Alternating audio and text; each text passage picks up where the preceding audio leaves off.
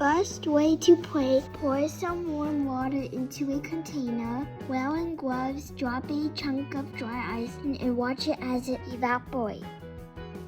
Second way is simply to add some bubbles to the mixture.